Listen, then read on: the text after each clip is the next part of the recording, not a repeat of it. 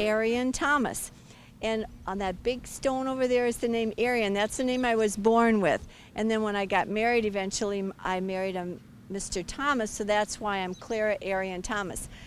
And the reason that I've been asked to speak to you today was I was about your age when there was a terrible fire in Marshfield.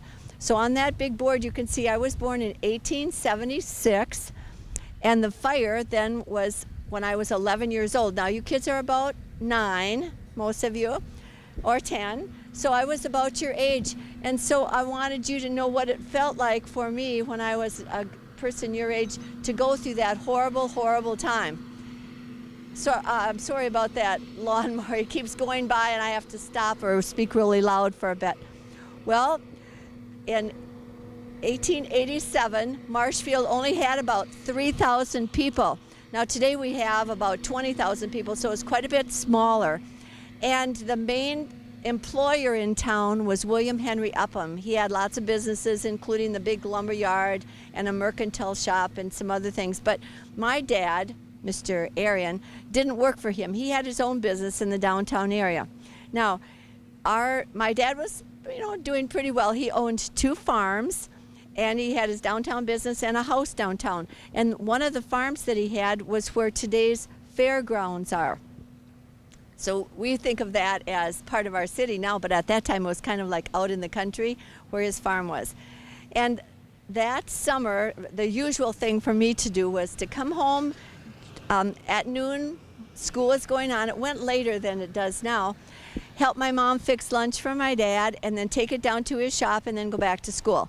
So I was home to get lunch ready. My dad was downtown in his shop, and he heard, well, first I want to back up just a little bit. That summer had been really, really dry. All right, so kind of like several weeks of drought. But he was downtown and he heard the whistle blow. And he thought, oh, noon whistle, Clara will be bringing my lunch. But the whistle kept blowing and blowing and blowing. So he knew that was the signal from the lumberyard that there was a fire. Well, his first thought was, I've got to get home to my family and make sure they're safe.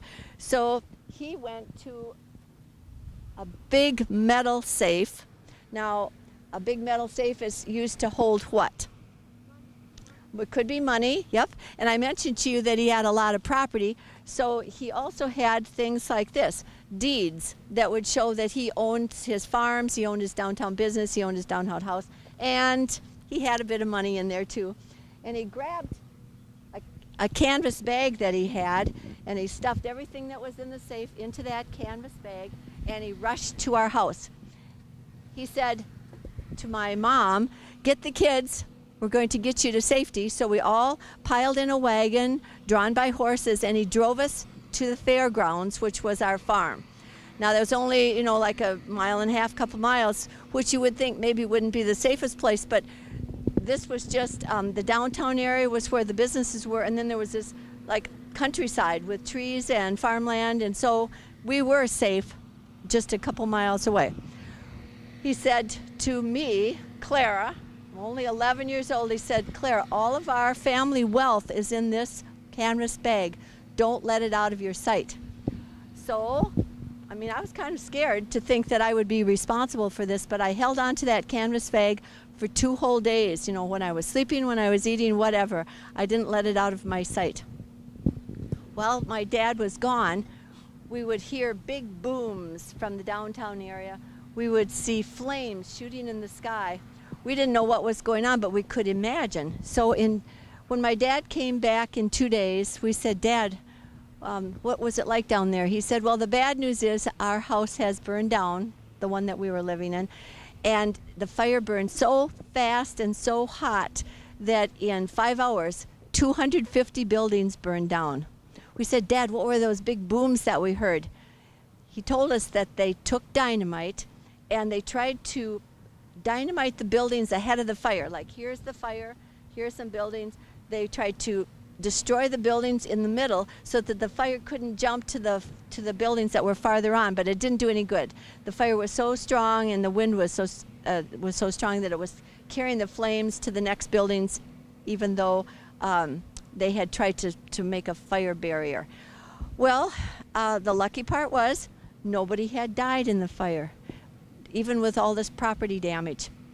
He also told us that the fire was so hot that logs that were floating on the pond, the mill pond where the lumberyard was, there were floating logs. They had dried out so much that they started on fire.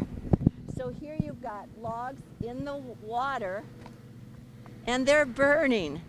He said there were, just like over a campfire, when you have these little bits of leaves and ash floating above the campfire, this fire was so strong that the updrafts were sending big boards, bigger than that, flaming into the sky. So you've got flaming boards in the sky and you've got logs burning on the pond. He said it seemed like the world was coming to an end. It was so awful. He even said there were railroad ties, this is just a little piece of one, that got so hot in the fire that they warped, that they twisted in the heat. So this was a really, really intense fire. Well, after the fire, there was a big decision to be made because the whole downtown had been destroyed, so it'd be easy for people to just move away and our town would have died. But one man in town made a big decision, and I know you've studied that. What did William Henry Upham decide to do? Yep, he raised the flag. He said, I will rebuild. Well, then, with his confidence that he was going to be rebuilding, then people came back to the community, built new homes, built new businesses, and produced our beautiful city of today. So it was lucky that Mr. Henry Upham was willing to do that. But in order to build a building in the downtown area, people that knew that they didn't want this to ever happen again passed some ordinances, some city laws. And I bet you've studied this. What did they decide? In order to build a new building, what did you have to do? Had to be something that wouldn't burn, like bricks or stone. And how about along the railroad tracks where this fire probably started? Did you study where they had to put down, I think it was 3 feet on either side of the railroad tracks had to be gravel or something that wouldn't burn. So if there were sparks from the railroad, from the trains again, that they couldn't start a fire in sawdust that would be along the railroad tracks. So they did all of these things to try to make sure that this could never happen again. Well, let's jump ahead to a few years, and I eventually married a man named Jacob Thomas.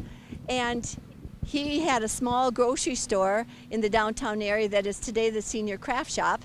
One of his uncles built the Thomas House, and that is along along the Veterans Parkway. So I know you've seen the Thomas House before. That wasn't my husband, but that was one of his uncles. And there's one of my sons started Thomas Electric, so the name Thomas is around town quite a bit. The Erion name isn't so common around town, but there were 2 houses that were luckily saved in the fire. The Upham Mansion didn't burn, and right next to it, but people don't pay much attention to, I lived in this house for a while. It's right next to the Upham Mansion, and I call it the Erion house because we Erions lived in it for a while.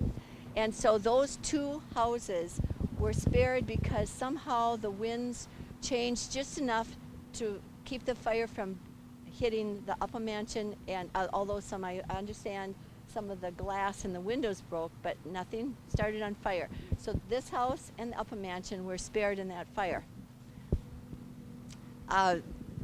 Eventually, the community rebuilt, but every year at about June 27th, at about noon, people like my family would take just a few minutes to think back of how lucky we really were.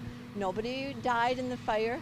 People from all over the state of Wisconsin helped with food and clothing and building materials and helped us rebuild. So we really had a lot to be thankful for, even though our community had just about been totally destroyed.